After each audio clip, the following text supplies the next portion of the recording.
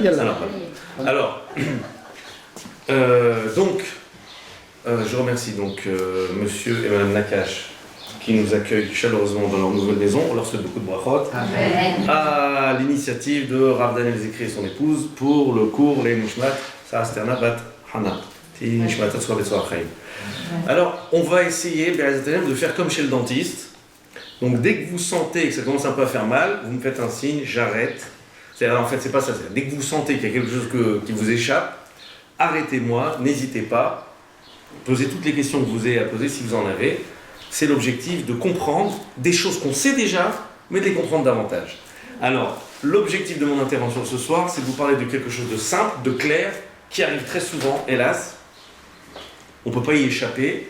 On ne peut pas échapper à ce sujet dans la semaine dans laquelle on se trouve, puisque c'est la semaine où la paracha de la semaine évoque la dispute, la marloquette. Dispute, rupture, embrouille, toutes les situations difficiles sont abordées dans notre paracha. De quelle manière? On va le voir dans un instant. Après avoir d'abord énoncé un verset, un pasouk qui se trouve dans les proverbes du roi Salomon, qui dit la chose suivante: Orachaim, les maskil, les ma'ala, les ma'an sour mishol mata. Ce qui signifie le chemin, la voie, la conduite de ceux qui sont intelligents, c'est vers le haut. De sorte d'éviter les ma'an sour mishol mata, de sorte d'éviter de tomber dans les bas-fonds et les tréfonds et les bas-fonds de l'abîme. Alors on va poser une question simple, voilà, on a un pasouk, nous dit le roi Salomon, comment être intelligent, c'est comme ça. Quand tu es intelligent, il faut regarder vers le haut, il faut viser vers le haut. Comme ça, tu vas éviter de tomber. Alors je ne sais pas si c'est une technique qui propose, vise vers le haut, comme ça tu es sûr de... Vise toujours un peu plus haut, comme ça tu es sûr de... On m'a dit que c'était peut-être ça l'intention. En tout cas, je voudrais comprendre, essayer de rentrer dans les mots de cette sentence, cette phrase. Le chemin de l'être intelligent, c'est de viser toujours vers le haut. D'avoir une aspiration vers le haut, de sorte d'échapper à la chute dans l'abîme. Moi, j'aurais dit, bon, écoute, regarde droit devant toi et sois stable. Alors, qu'est-ce qu'on veut dire quand on évoque la chorma et une devise, une doctrine dans la vie? C'est une façon de voir la vie, de regarder vers le haut et de viser le haut. De quoi est-ce qu'on nous parle? Pourquoi ce serait cela, la chorma? Orahaim, les maskil, le chemin de vie de celui qui est intelligent, les marla, d'aller vers le haut, de sorte d'échapper à tomber dans l'abîme. Donc voilà la sentence de Shlomo Ameler. Je me propose de vous l'expliquer à l'aide de la paracha de la semaine. La paracha de la semaine, donc, qui aborde le sujet de la dispute. Vous avez déjà tout entendu, mesdames, l'histoire de la révolte qui a eu lieu contre Moshe Rabbeinu dans notre paracha, c'est-à-dire à l'initiative de Korah, le cousin germain, on a toujours un bon cousin, le cousin Korah, cousin Korah, le cousin Moshe Rabbeinu, qui va lancer une levée de bouclier contre Moshe Rabbeinu, une fronde, pour être dans les termes contemporains, politiques, une fronde contre Moshe Rabbeinu, accompagnée de 250 hommes. Donc c'est pas une petite histoire, c'est presque une révolte, une révolution. Et la Torah donc donne peu de détails, mais les Midrashim abondent en détails pour nous dire ce qui s'est passé vraiment, comment est-ce qu'on a essayé de faire une révolte contre Moshe Rabbeinu. Il y a toujours la fameuse question de se demander, est-ce qu'on peut faire une révolte contre Moshe Rabbeinu? Alors contre un président de la République sans citer de nom, ou contre un ministre, ou contre un chef d'État, ou même un roi à notre époque, on peut faire une révolte. D'ailleurs même la Révolution. Mais contre Moshe Rabbeinu, c'est possible de faire une révolte. Celui qui est envoyé par Akadosh Baruch Hu, celui qui nous a dirigés. Alors effectivement, déjà, primo, oui, c'est possible, la preuve, c'est arrivé. Et pourquoi est-ce que c'est arrivé? Sans doute qu'on parle de personnages éminents, qu'on parle de gens très grands. Moi, j'aime bien donner cette image, c'est comme si je m'en vais à Netivot, et j'arrive là-bas, tac, tac, tac, je tape à la porte, c'est pas chez moi Bassalé, c'est moi, faut venir chez moi pour les brachot. Ils vont dire, mais qu'est-ce qu'il veut lui? Il veut donner des bénédictions, mais qu'est-ce qu'il a ici? Mais par contre, faut que j'amène quelqu'un que quand on le voit, on se dit, oh là là, il est du niveau du tzaddik, qu'on puisse commencer à se poser la question, attends, c'est une discussion de grand, il y a quelque chose. En d'autres termes, je suis en train de vous dire que si quelqu'un s'est opposé à Moshe Rabbeinu, ça implique nécessairement que c'était quelqu'un d'une grande dimension. Et j'ai déjà eu l'occasion de vous le dire, dans la nuit de Parashat Korach, on raconte que Raphaël de Brisk, qui arrivait son père, qui lui avait dit qu'il appartenait à la génération du désert, c'est-à-dire qu'il était une réincarnation de ceux qui ont vécu l'Exode, qui ont vécu la traversée du désert avec Moshe Rabbeinu, et qu'il était donc à cette époque précisément où a eu lieu la révolte de Korach. Alors Raphaël de Brisk a demandé à son père, et toi tu étais pour qui? Alors le père de Raphaël de Brisk lui a répondu, sache que la Torah ne donne pas tous les détails. Dans la Torah, on parle seulement de Korach contre Moshe Rabbeinu, dans une révolte de Korach contre Moshe Rabbeinu, mais sache qu'en fait, il n'y avait pas que deux groupes, il y avait trois groupes. Il y avait ceux qui étaient pour Moshe Rabbeinu, ceux qui étaient contre Moshe Rabbeinu et ceux qui étaient au milieu qui ne savaient pas. Il a dit, moi j'étais au milieu. Moi j'étais de ceux qui ne savaient pas, qui n'arrivaient pas à prendre parti, tellement il s'agissait de grands hommes, et quand on parle de Korach, c'est quelqu'un d'exceptionnel, grand Talmid Chacham, grand sadique, tout ce que vous voulez, et voilà que on parle toujours, lorsqu'on parle d'une opposition, alors on parle de gens qui viennent, et au départ, en tout cas, il y a une confusion possible. Bon, comment va se finir l'histoire? L'histoire va se finir simplement au moment où Korach va vouloir tourner en dérision Moshe Rabbeinu.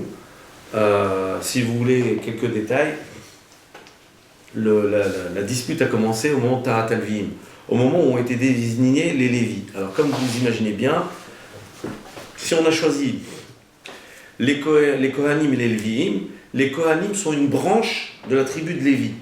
À partir de Aharon, le frère de Moïse, Moshe Rabbeinu était un Lévi, à partir de Aharon, frère de Moshe Rabbeinu, commence la dynastie des Kohanim. Les Lévi'im, eux, aussi ont été, entre guillemets, sacralisés, c'est-à-dire qu'on les a rendus, il y a eu ce qu'on appelle Taharat Alvim, la purification des Lévi'im, qui leur a donné aussi un statut privilégié au sein du Ham Israël, puisque ce sont les Lévi'im qui déplacent les objets sacrés dans les déplacements du campement. C'est-à-dire que lorsqu'on déplaçait les objets du Beth Amikdash, c'était les Lévi'im qui déplaçaient tous les objets. C'est eux qui pouvaient s'approcher, démonter, porter l'arche sainte, etc. Et au moment de Taharat Alvim, lorsqu'il s'est agi de purifier les Lévi'im, Akadosh Baruch Hu a demandé à Moshe Rabbeinu de leur faire faire tout un protocole, suivre tout un protocole pour qu'ils deviennent des Lévi'im accomplis. De quelle manière? Alors ils avaient un dîn qui leur a été donc demandé, on leur a imposé de se raser complètement. C'est-à-dire si vous aviez croisé Moïse, Moshe Rabbeinu, à ce moment-là, vous auriez croisé quelqu'un sans barbe, même pas de cheveux d'ailleurs, ni sourcils, ni rien. Au moment où donc Moshe Rabbeinu faisant partie des Lévi'im, lui aussi a fait Taharat Alvim, lui aussi il a passé ce processus. Or, un de ces Lévi'im n'était autre que le cousin de Moshe Rabbeinu, Korach, qui rentre chez lui, et puis, habitué à le voir paré de sa belle barbe et de ses belles péotes, sa femme entend toc toc toc, ding ding, c'est l'heure du repas, elle arrive, elle ouvre la porte, et là, c'est quoi? Elle voit un zombie, non, c'est son mari qui a fait la Taharat Alvim, il n'a plus de cheveux, il n'a plus de barbe, il n'a plus rien, il arrive bien brillant, bien... Hein, et c'était à la lame en plus, donc la perfection masculine, bien... Attention, c'est sourd à la lame, on le sait, inutile de le répéter, ça y sur Torah, mais là, en l'occurrence, c'était un dîme que la Torah leur a imposé. Je crois même, c'est pas que je crois, c'est écrit les Lévi Utaram Malcolm les Saram, ils devront passer la lame sur toute leur peau pour enlever toute pilosité du corps. Et donc, ils étaient complètement rasés, complètement. Bien sûr, juste le temps de la Tara. Et alors, la femme de Korach, elle voit son mari qui rentre comme ça. Qu'est-ce que c'est que ça? Elle dit, ben, c'est cousin Moïse. Écoute, chérie, c'est rien, c'est cousin Moïse, c'est pas grave. Elle dit, mais t'as vu la tête ridicule que tu as maintenant? Mais c'est cousin Moïse qui nous a truc et tout. Et elle a commencé à s'énerver, elle dit, mais il se moque de vous. Qu'est-ce qu'il est en train de faire? Il est en train de vous tourner au... Ah non, non, lui aussi il l'a fait. Ouais, mais non, il se moque de vous, regardez, il fait n'importe quoi, vous le suivez, il fait n'importe quoi. Ah, ça a commencé comme ça. La femme de Korach, comme quoi, si quelqu'un a une femme de mauvais conseil, ben, c'est fini pour lui, parce qu'elle va lui tourner, lui monter la tête. Et c'est comme ça que ça a commencé, disons. Ensuite, Korach a essayé de faire une lutte contre Moshe Rabbeinu. Ça, c'est juste pour introduire, que vous ayez un petit peu pour faire un petit peu de publicité pour les rasoirs. Non, mais c'est juste pour introduire, comme ça on a le contexte. On a le contexte. Donc on sait maintenant, ça a commencé. Ensuite, Korach, qu'est-ce qu'il a fait? Il a voulu tourner Moshe Rabbeinu au ridicule. Il a pris donc les personnages qui l'accompagnaient. Il les a tous vêtus avec un talit entièrement bleu. Et puis il a été voir Moshe. Vous savez qu'il y a une mitzvah dans la Torah, dans les tzitzit, qui liait les franges, et au milieu, à l'époque du Beth Amikdash, il y avait un pétil techelet, un fil bleu azur. Alors lui, qu'est-ce qu'il a fait? Il a habillé les personnages en talit bleu azur entièrement, et puis il les a présentés devant Moshe Rabbeinu. Il a dit à Moshe Rabbeinu, penses-tu qu'il est nécessaire de mettre un fil bleu sur ce talit qui est entièrement bleu? Et tout le monde était en train de rire de Moshe Rabbeinu. Et ensuite, il a amené Moshe Rabbeinu, il a dit, viens voir, ils ont fait une petite pièce, une petite cabane, ils ont mis dedans plein de sifrei Torah, et puis ils ont dit à Moshe Rabbeinu, est-ce que tu penses qu'à la porte de cette maison qui est remplie de sifrei Torah, il faut mettre une mezouza? Non, ça rime à rien. C'est bourré de Torah, ça rime à rien. Le talit est tout bleu, ça rime à rien de mettre un fil bleu. En filigrane, vous imaginez que derrière la question de Korach, il y a la fameuse remarque qu'il dit à Moshe Rabbeinu, Kol Israël Kulam Kedoshim, tout Israël sont des gens saints, et donc il n'y a pas de raison qu'il y ait un chef. On est tous au niveau. On est tous au niveau. C'est la démocratie. On est tous au niveau. C'est-à-dire, il n'y a pas de raison. Pourquoi toi tu serais plus, ces trucs, voilà. On est tous bleus. Pourquoi un fil bleu? Donc on est tous des tzadikim. Pourquoi toi Moshe Rabbeinu? Pourquoi une mezouza alors qu'il y a tous des sifrei Torah? Pourquoi faire cette différence? Bon, au final, on sait que Korach a voulu ridiculiser Moshe Rabbeinu, et finalement, on sait que Moshe Rabbeinu va dire à Korach, on sait que c'est contre Hachem, tu es en train de te révolter, ce que tu veux, c'est pas servir davantage à Kadosh Baruch Hu, ce que tu veux, c'est te révolter contre Kadosh Baruch Hu, tu veux te révolter contre Hachem, et dit Moshe Rabbeinu,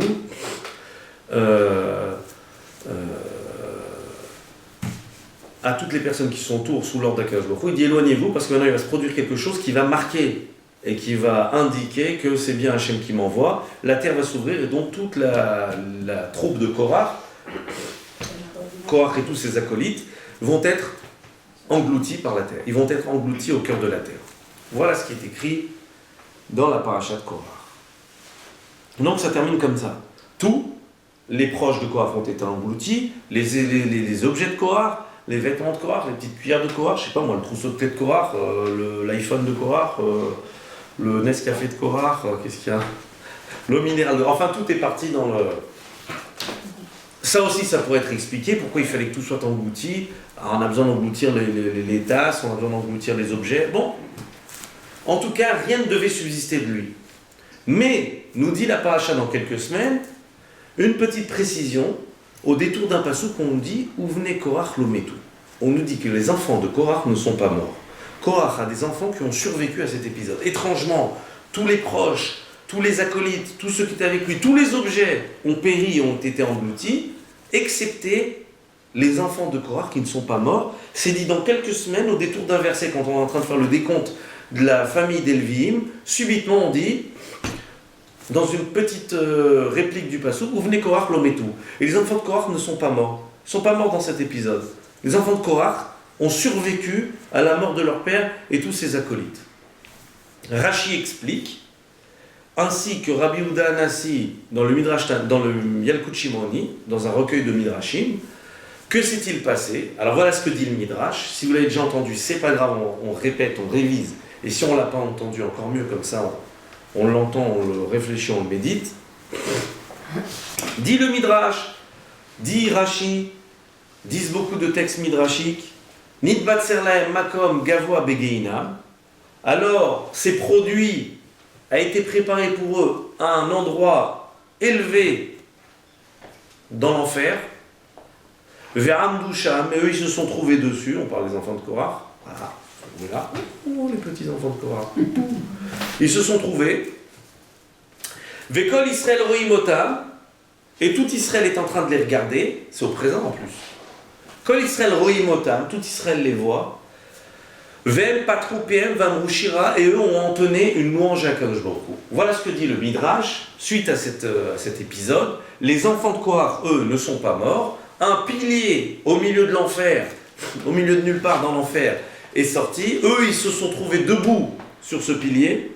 Tout Israël les a vus. Vechol Israël roimotam ou patroupiem vamrushira, et eux, ils ont entonné une louange. Ils ont entonné une louange pour Kadosh Baruch Hu du haut de ce pilier. Alors, c'est le type même, le style même l'archétype du Midrash, avec toutes les questions qu'on va poser sur ce Midrash, des questions simples. Premièrement, qu'est-ce qu'on est en train de nous apprendre? Qu'est-ce que ça signifie que les enfants de Korah se sont trouvés sur un pilier au-dessus de l'enfer? S'ils ne sont pas morts, ils n'ont rien à faire au-dessus de l'enfer. Ensuite, tout Israël les voit. Que font Israël en enfer pour regarder les enfants de Korah qui sont au-dessus de l'enfer? Et ensuite, qu'est-ce que ça signifie qu'ils ont entonné une shira? On n'est pas en train de traverser la mer Rouge, sauf preuve du contraire. Qu'est-ce que c'est que cette shira qu'ils sont en train d'entonner? De quoi parle-t-on? Qu'est-ce qu'on est en train de nous apprendre? Que symbolise ce poteau, ce pilier? Que symbolise que les enfants de Korah, dans ce contexte de dispute, se retrouvent sur un poteau, échappent à la mort, tout Israël les voit et ils entonnent une shira? Voilà ce que je voudrais simplement essayer de vous expliquer et en tirer toutes les leçons qu'on doit en tirer dans nos vies, parce que bien sûr, comme toujours, l'intérêt c'est de tirer quelque chose de concret dans notre vie et voir que la Torah c'est une Torah Traim, c'est un viatique, ça doit nous servir dans la vie, au quotidien, à chaque instant. Avez-vous des questions, mesdames? Donc je vois que tout le monde dort. En fait, j'ai amené mon réveil, parce que j'avais peur de m'endormir. Mais finalement, c'est vous. Bon. Ils ont d'abord été enfouis et ensuite ils sont revenus. Non, le moins du monde. Non. On nous dit qu'ils ne sont pas morts. Rashi sur place explique Nidbaser laem makom gevoa begeinam a été prévu ou s'est produit un endroit surélevé pour eux en enfer. Eux, ils se trouvent dessus. Vechol Israël non, alors on n'a pas. Alors, ils étaient au Gehinam et justement. Donc ils sont tombés. Voilà, regardez. Tombés quand même, Ils sont au-dessus du Gehinam, d'abord je ne sais pas où c'est.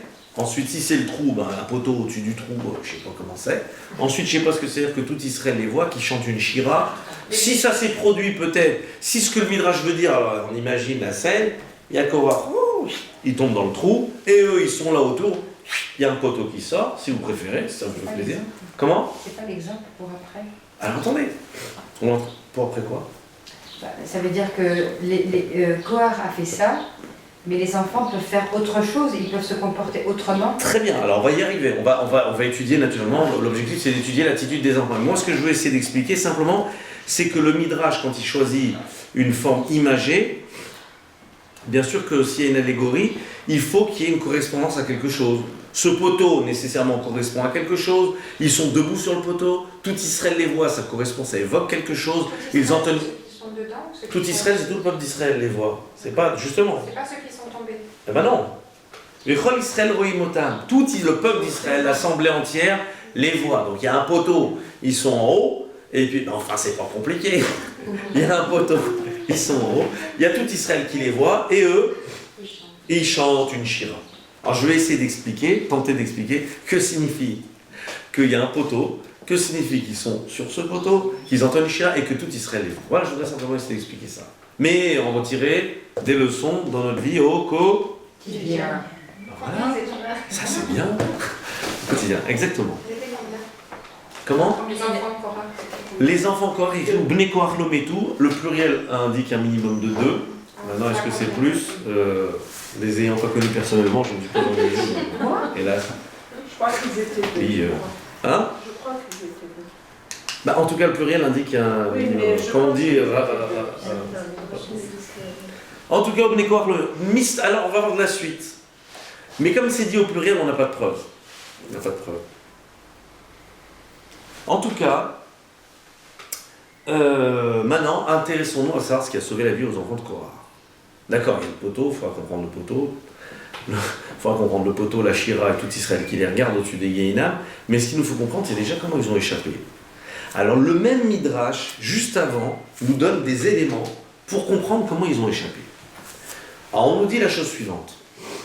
On nous dit, le Midrash dit la chose suivante, que les enfants de Korah étaient avec leur père et qu'ils étaient ils étaient au début dans le projet. Ayou be'etza tehila. Ils étaient au début dans le projet avec leur père. Et on dit que s'est produit des situations où ils sont tombés dans un dilemme. Alors le dilemme il est très simple. Le dilemme c'est papa contre Moshe, Moshe contre papa. Qu'est-ce qu'on écoute, qu'est-ce qu'on respecte, qu'est-ce qu'on fait? Alors le Midrash dit la chose suivante. Lorsqu'ils voyaient Moshe Rabbeinu arriver, alors on dit Kafshu Penehem Mata, ils avaient carrément la tête baissée, et on dit Itrilou le Harer Belibam, ils ont commencé à penser dans leur cœur, à avoir des sentiments comme ça de réflexion profonde, de Hirat Sharim, de Tchouva, mais qu'est-ce qu'on fait, mais quel est notre devoir, qu'est-ce qu'il faut faire? Et ils ont commencé à se dire, attends, Qu'est-ce qui est écrit dans la Torah? Il est écrit Kabed et avicha v'etimecha le'ma'an yechun yamecha l'aretz asher Hashem. Honore ton père et ta mère de sorte de vivre longuement sur la terre que Hachem va te donner. Et qu'est-ce qui est écrit aussi dans la Torah? Il est écrit Mipnei seratakum v'adarta pnei zaken. Lève-toi devant l'ancien, le sage, sous-entendu ici le dépositaire de la Torah, le grand de la génération. Alors j'ai deux psukim devant moi. Ils ont commencé à avoir ce dilemme. Et ils se sont dit, si jamais on se lève devant Moïse, on se lève devant Moshe Rabbeinu, alors on est en train d'être mévasé, de dénigrer. Dénigrer, mais voilà, c'est parfait. De dénigrer, on est en train de dénigrer notre Père, de faire honte à notre Père. Et si jamais on reste assis, on est en train de faire honte à Moshe Rabbeinu, en train de dénigrer Moshe Rabbeinu. Ils ont tranché de se lever pour Moshe Rabbeinu. Ils ont tranché de se lever pour Moshe Rabbeinu, et c'est la raison qui fait qu'ils ont échappé à la mort. Parce qu'ils ont bien tranché, et à ce sujet on dit Chash Livam Davartov, ils ont acquis quelque chose de bon en eux, il y a quelque chose de bien, il y a eu un cheminement positif qui s'est fait en eux. Si vous me posez la question, qu'est-ce qui les amène à trancher finalement? Somme toute, il y a deux psukim. Il y a Kabed et avicha v'etimecha, et il y a V'adarta pnei zaken. Alors, je dis peut-être, parce qu'il faut toujours dire peut-être avec des précautions, qu'ils ont simplement fait le raisonnement, un raisonnement bien connu, qui ramène dans divers textes, qui établit toujours une comparaison entre le père, le maître et le père. Et il y a toujours préséance pour le maître, avec la raison suivante, que le père a amené son enfant dans ce monde-ci, et le maître a pour but d'amener l'enfant, le père, dans l'autre monde. Et que finalement, plus que cela, on pourrait dire que tout l'honneur d'un père, c'est que la démarche ait été menée à terme. C'est que non seulement il ait réussi à amener ses enfants dans ce monde-là, mais qu'il les ait bien éduqués, qu'il leur ait trouvé un bon maître, et que ses enfants aient eu droit au Olam. Donc eux, ils ont fait le raccourci, ils ont dit, écoute, voilà ça, mais notre père nous a amenés ici, mais si maintenant on ne se conduit pas comme il faut, etc., on n'a pas Olam. Donc même pour notre père, c'est pas un kavod. Donc au final, ça fait partie du kavod de notre père que d'opter pour Moshe Rabbeinu, parce qu'au final, le but, c'est qu'on ait Olam. Bien sûr que le but, c'est cet autre monde. Ce monde est un moyen d'aller dans l'Olam. Très bien. Alors maintenant, je vous invite en Amérique, New York, à New York. Je vous invite à New York. On va s'intéresser au building. On s'intéresse au building. On s'intéresse au building, Empire State Building, si vous voulez, puisqu'il y a plus de... Enfin, il y a un nouveau truc. Et après, on s'intéresse à une petite Mishnah très importante. Donc, l'Empire State Building, voilà, avec la petite pointe au bout, et une Mishnah qui dit, donc j'y suis, disons cette Mishnah, Shoshadvarim, Motzim et Adam min haolam, il y a trois choses qui sortent un homme de ce monde. Kina, jalousie, Ta'ava, envie, Kavod, recherche des hommes. Il y a trois choses qui font qu'un homme il sort de ce monde. Alors je voudrais essayer d'expliquer cette Mishnah, qu'on connaît toutes, que vous connaissez toutes, qui est quelque chose de connu. Si vous voulez, c'était ces espèces de trois failles, trois tares, trois défauts, trois mauvaises midotes capitales qui amènent l'homme à sa chute. Kina, Ta'ava et Kavod. La jalousie, les envies et l'honneur, la recherche des honneurs. Alors, avant d'expliquer la Mishnah, un petit détour à New York sur l'Empire State Building. Alors, si vous avez déjà vu, moi je me souviens, quand on était à New York, alors c'est vachement impressionnant parce que si tu veux, quand tu veux voir le toit, tu te fais mal au cou. Parce que quand tu es au pied de l'immeuble, c'est tellement haut que tu vois pas le sommet. Tu es obligé de te faire un petit torticolis pour regarder en haut. Donc c'est, je sais pas combien d'étages. Beaucoup. Quelques centaines. Faut pas essayer à pied. En tout cas, il y a centaines d'étages. 120. Alors si vous voulez 120, qui dit mieux? Mais bon là, 120, une fois, 120, deux fois. 150? Non, 120. Ne inquiétez pas, on va pas faire payer. Alors, 120 étages. Non mais suivez-moi, vous allez voir que ça va nous servir. 120 étages. 120 étages. Voilà. Excusez-moi. 120 étages. Mais c'est tellement haut que j'en perds. Donc 120 étages. Mais 120 étages, je me suis demandé, et je me suis dit que s'il y avait 120 étages, pour faire un immeuble qui tienne bien, vous savez que l'inspiration des buildings vient de Villeurbanne et des gratte-ciel. Mais bien sûr. Mais si, Mais comment? Alors là, excusez-moi, vous m'avez repris sur le 20 de 120 étages. Je vous reprends sur vos cours d'histoire pour vous dire que des architectes américains sont venus ici. C'est la première ville et les buildings sont construits de la même façon que les gratte-ciels. Nos chers gratte-ciels de notre enfance. Mais c'est vrai. Mais c'est Mais c'est vrai. Attendez, oh là, je m'en vais. Moi. Comment ça, c'est vrai? Oui, oui. Alors les. Oui, oui, oui, oui, oui. Oui, oui, oui. On repart à Lyon. Ah, mais c'est carrément. Revenons à New York. Donc vous prenez place Chamonix-Boursier, vous tournez, vous trouvez au gratte-ciel, vous levez les yeux, ça fait presque le même effet. En tout cas, on était à New York. Attention, on est à New York pour voir l'histoire des enfants de Korach qui se sont retrouvés sur le poteau. Voilà. Alors, on y est, on prend l'ascenseur. Non, on prend pas l'ascenseur tout de suite. Donc moi, je me suis dit qu'un Empire State Building, les caves des gratte-ciel, comme tous les enfants de Villeurbanne, je les ai visités. D'ailleurs, le premier mikvé de Villeurbanne se trouve en Anatole, France, sous une cave des... Il a existé avant-guerre. Juste avant-guerre, c'était... C'est beau. C'est fantastique. Et alors, je me suis dit qu'il devait y avoir une cave. Parce que si on fait des étages comme ça en hauteur, c'est qu'il y a une cave. Il y a une Il cave. faut qu'il y ait des fondations, qu'il y ait une cave. Alors il y a une cave. Alors il faut imaginer, si vous voulez, pour que ça fasse bien, que le sol il est là. D'accord? Donc je mets le sol ici. Voilà. Des capes là. Voilà, je mets le sol ici. Bon, il est devenu petit du coup l'Empire State Building, mais ça c'est le haut au-dessus du sol et en dessous il y a la cave. D'accord? Alors, vous allez toute votre vie me faire plaisir et vous souvenir de l'Empire State Building et des enfants de Korach. Pour apprendre quelque chose.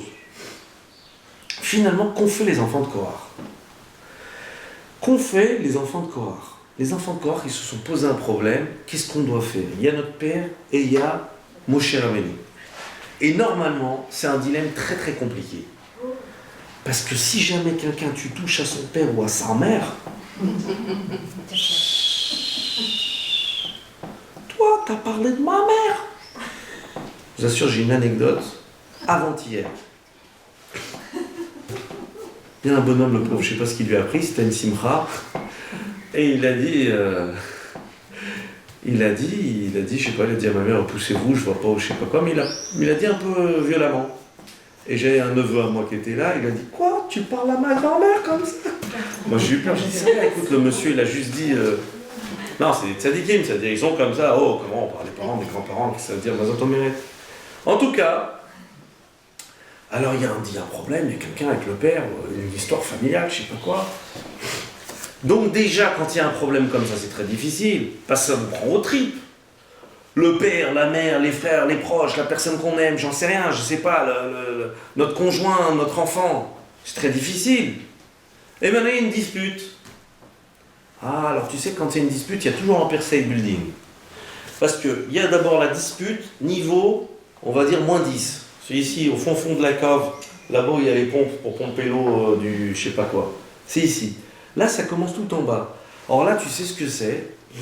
Alors, je suis embêté parce qu'il y a une caméra, mais je vais quand même essayer de le dire le plus délicatement possible. À ce niveau-là, la dispute, alors c'est un coup de genou dans le nez, on lui casse les dents, puis on lui insulte sa mère. En arabe. Bien, une bonne insulte. Ça, c'est le niveau...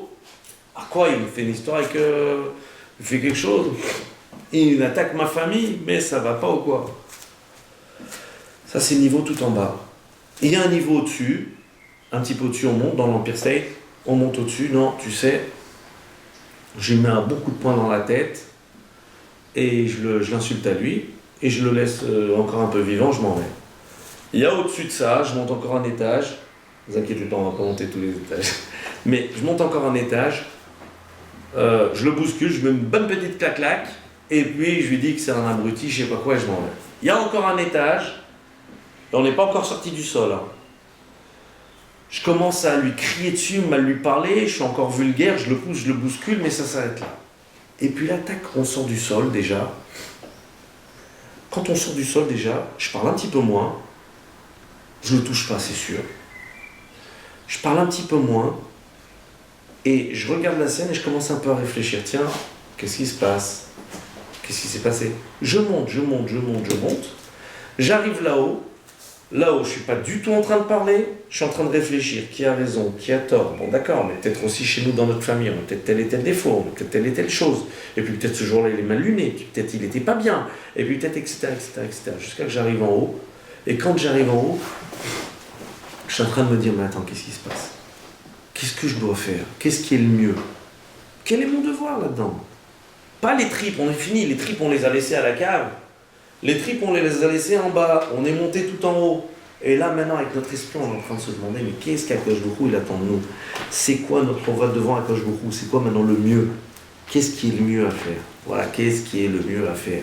Quelle est notre obligation? Quand on est en train de dire qu'ils ont vu un passou, qu'ils se sont dit, il y a d'abord écrit honore ton père et ta mère, et qu'ensuite ils ont vu l'autre passou, qu'il faut honorer le chacham, il faut honorer Vadar Tapenezaken, on est en train de nous dire, voilà, de quelle manière ils ont évoqué le problème. C'est-à-dire, ils ont été capables d'élever, quand on dit élever le débat, mais au-delà de ça, ils ont été capables de voir les choses en hauteur. Ils ont été capables de voir les choses en hauteur.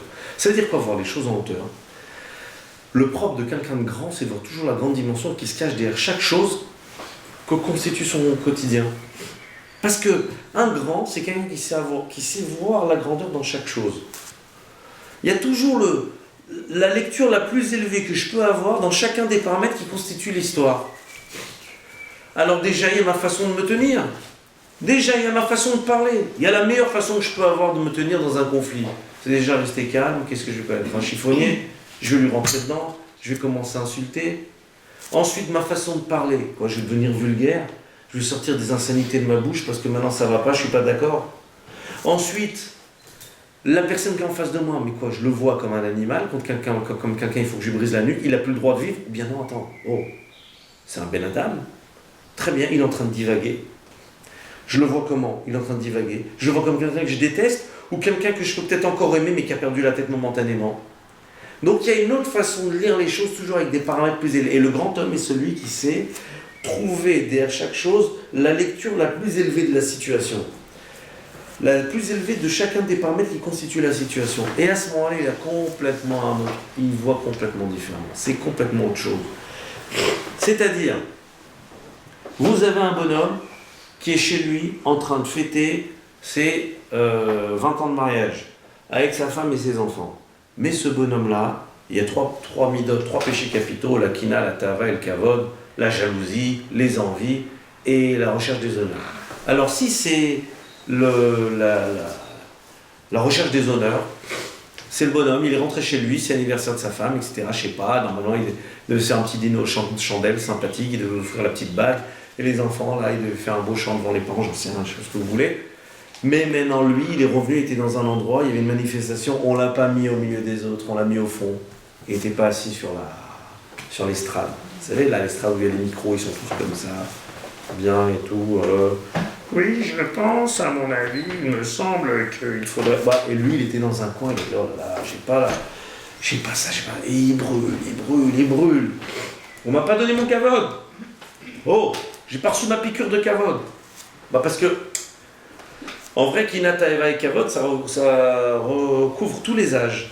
C'est-à-dire, il faut bien savoir que certaines folies qu'on a quand on a 20 ans, bah, quand on a 20 ans de plus, c'est la même chose, mais sous d'autres angles, et notamment le kavod. Ah, attends, on m'a pas donné mon kavod, quoi, on ne reconnaît pas mon parcours, on ne reconnaît pas qui je suis, et le bonhomme, il est consumé, il se consume parce qu'on ne lui a pas donné son kavod.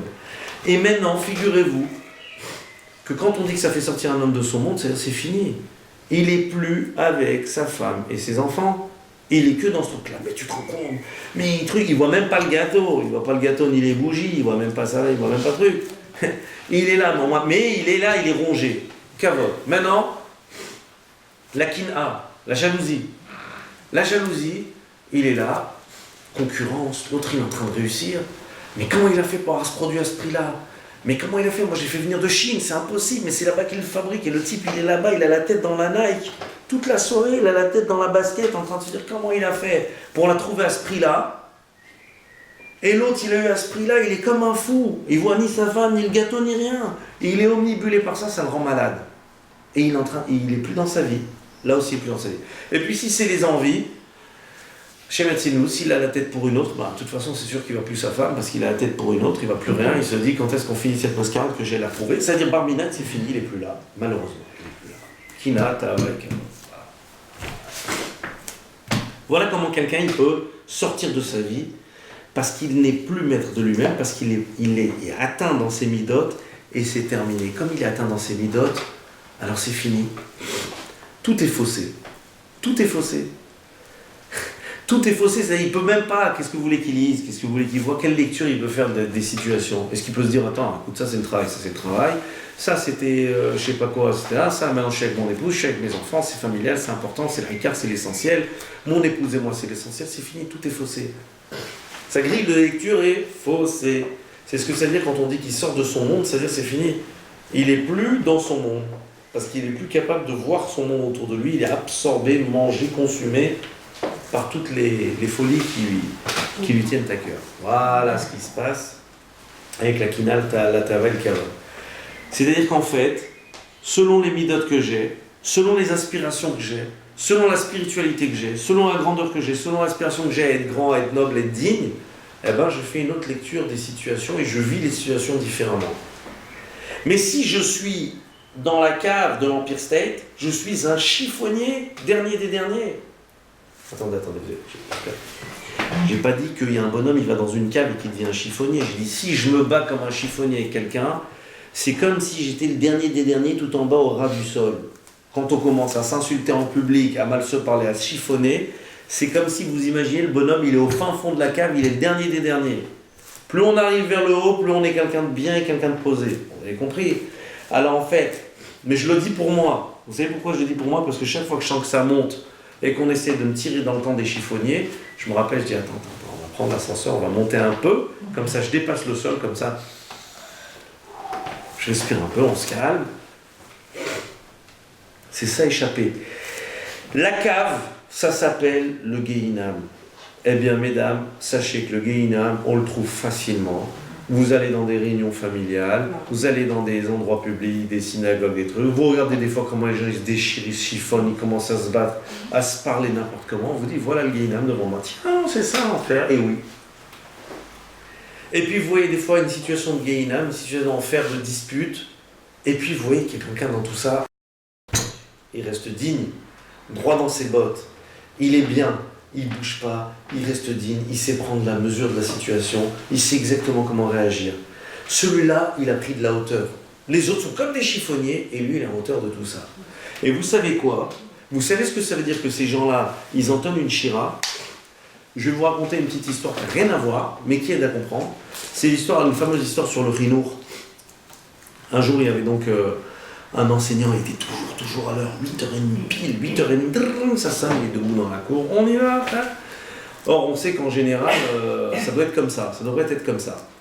Mais, hélas, il arrive que les enseignants soient en retard. Mais normalement, les enseignants sont censés donner l'exemple et être à l'heure. Et un jour, voilà que ce professeur qui était toujours à l'heure, à 8h30 pile, vous connaissez tous l'histoire, et il arrive en retard, et voilà que le meilleur élève de sa classe, le plus hnen, le plus gentil, le plus posé, le plus que vous voulez,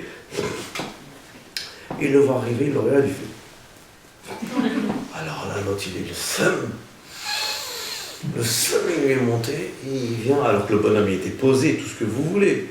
Il est le seum, comment, hutzpah, tchios, hutzpah.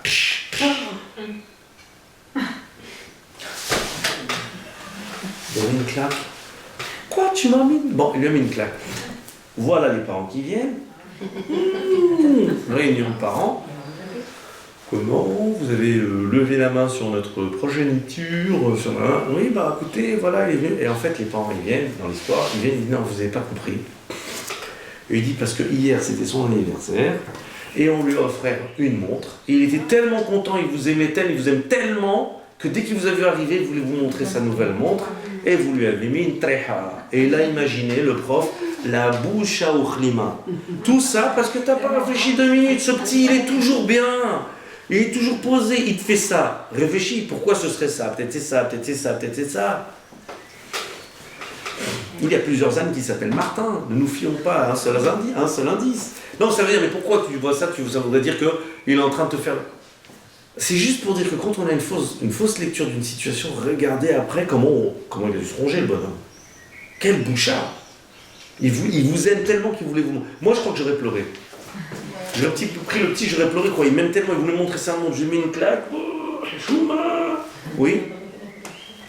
Ça, c'est une image pour illustrer le chaud-froid, la différence qu'il y a entre ce qu'il aurait fallu, la réaction qui aurait été adéquate, la patience de l'adulte qui ne comprend pas, qui se dit bon, je dis rien.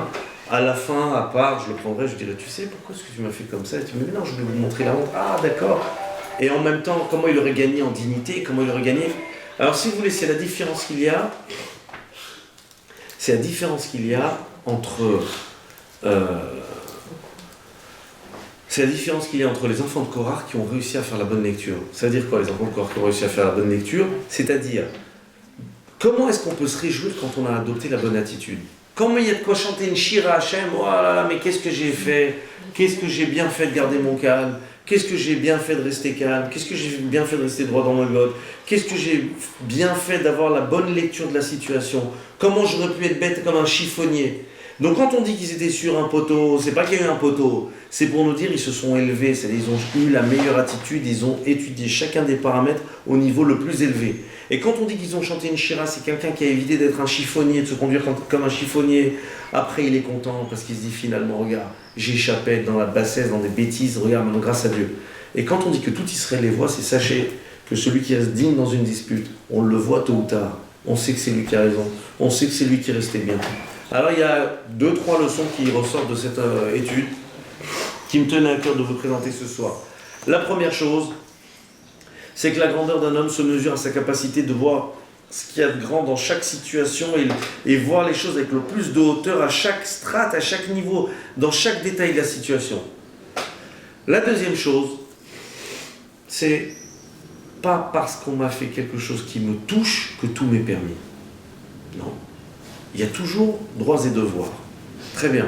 Il n'a peut-être pas le droit de me faire ce qu'il m'a fait, mais est-ce que maintenant moi j'ai le droit de faire n'importe quoi? J'ai le droit de devenir un chiffonnier parce qu'il m'insulte? J'ai le droit de devenir un chiffonnier parce qu'il me dit quelque chose de blessant? Quoi? Alors je vais m'abîmer parce que lui s'est tenu comme un chiffonnier. Non, je n'ai pas le droit de faire n'importe quoi de moi en premier. Je n'ai pas le droit de faire n'importe quoi de moi parce que l'autre a fait n'importe quoi de lui. Mais il faut que je garde ma dignité et que je garde ma noblesse et que je reste. Bah, on a l'image d'Akadosh Baruch Hu, quoi. On va tous. Alors maintenant il y en a un qui a craqué, on va tous craquer. Et enfin, regardez comment c'est. Comment finalement il y a des choses qui ont trait au midot. On n'a qu'à regarder tout simplement, ça relève de quoi? C'est un problème d'honneur, problème de jalousie, problème d'envie. Et on verra toujours que s'il y a des choses comme ça, et c'est ce qui se passe dans l'histoire de Korah, c'est un problème de kavod. Problème de kavod. Ah, pourquoi c'est lui qui a été nommé, c'est pas lui qui a été nommé, pourquoi c'est lui qui a le titre, pas lui qui a le titre. Ça peut être des fois des histoires de concurrence, des histoires de jalousie, bêtes et méchantes, des histoires d'envie. Ça y est, on a les envies, on imagine que ça, et que ça va être mieux comme ça, et avec telle personne c'est mieux, et on est en train de passer à côté de sa vie. Et celui qui arrive à surmonter cette situation, et la prendre de haut, et dépasser la situation, il aura de cesse que de louer Akadosh Baruch Hu, de le remercier de lui avoir ouvert les yeux, d'avoir bien vu. Mais ça, il faut qu'il y ait une bakasha. On dit ils ont eu des pensées de tchouva, ils ont acquis quelque chose de bon dans leur cœur. Avec ça, vous aurez compris ce que disait le pasuk. Ora chaim les marla les maskil. Celui qui est intelligent, il va en hauteur. C'est-à-dire, c'est l'intelligence finalement. Quelqu'un d'intelligent prend de la hauteur. Quoi, t'as une discussion tout de suite, t'imagines que l'autre... Bon. Moi, j'ai eu un problème aujourd'hui avec monsieur... Et il y a une histoire que monsieur devait un... Et finalement... Bon. Eh ben, je vous dis la vérité, c'est un Israël, à chaque fois que vous avez une histoire, et vous dire, attends. Je lui donne toutes les circonstances atténuantes. Parce que je me dois, il y a des paramètres qui m'échappent. Pourquoi? C'est un truand, c'est un trafiquant, il va me rouler, il me veut du mal, tout le monde est contre moi, c'est un complot, une conspiration. Non, il y a des raisons.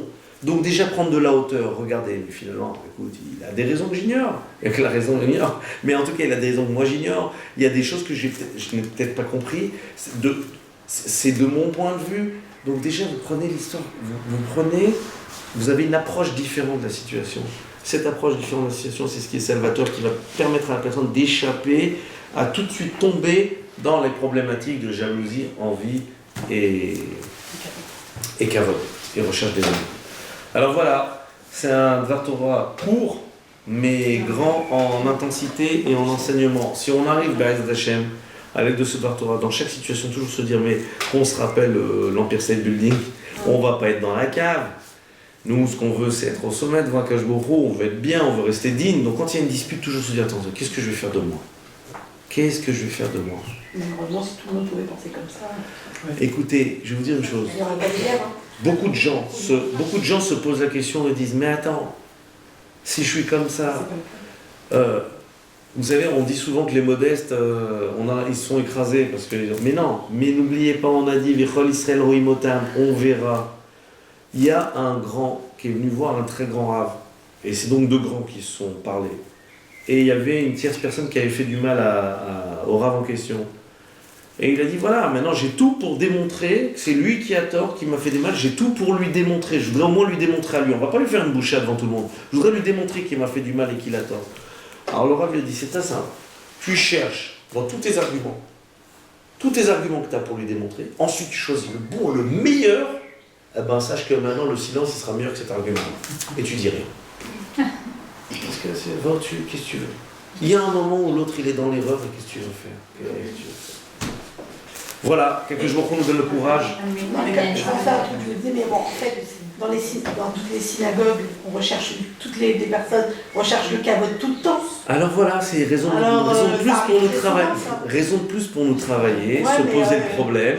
Là où justement tous les gens étudient, souvent il y en a qui Vous avez raison, il y a des endroits, il y a malheureusement des endroits qui sont sensibles. C'est un petit peu comme on dit, moi j'aime à répéter ça. J'arrive pas à comprendre. Vous savez, j'aime à répéter. Ils étudient toute la journée, mais ils cherchent le kavod. Ouais, madame, j'aime à répéter toute la journée. Le Yitzhara laisse pas tranquille quelqu'un. Vous imaginez bien que quelqu'un qui devient bien, il grandit en même temps que lui, sinon c'est fini, il n'y a plus de libre arbitre. Donc si vous devenez bien, vous commencez, comme vous avez dit, à vous mettre au Beth Midrash et étudier toute la journée, il fait son petit bonhomme de chemin en même temps que vous pour vous tenter sur d'autres choses. Sinon ce serait trop facile. Donc c'est pas étonnant que chez ceux qui font plus d'efforts, on trouve des fois le plus de tentations et de tentations des... Bon, c'est une chose.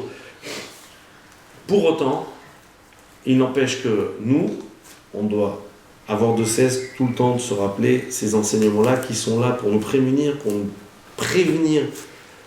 J'aime à dire souvent que, par exemple, vous avez des situations, repas familial, attention, il y a des problèmes, attention, le kavod, attention, problème de la shonara, problème de donner l'attention à chacun, problème de... c'est très très difficile. Donc chaque situation, si on en fait la lecture, une haute lecture, c'est-à-dire pas être simplement là, je suis là dans mes aises et je m'oublie et je suis dans mon truc, et hop, dès que ça a commencé à me toucher, bon, qu'on élève un petit peu le débat, qu'on a à chaque fois un souci de voir les choses avec noblesse. Voilà, bon, Hachem, nous sommes des Bnei Israël, et on est une Neshama Théora, et c'est extraordinaire, et on peut s'élever très grand et éviter plein de choses. Moi, je sais,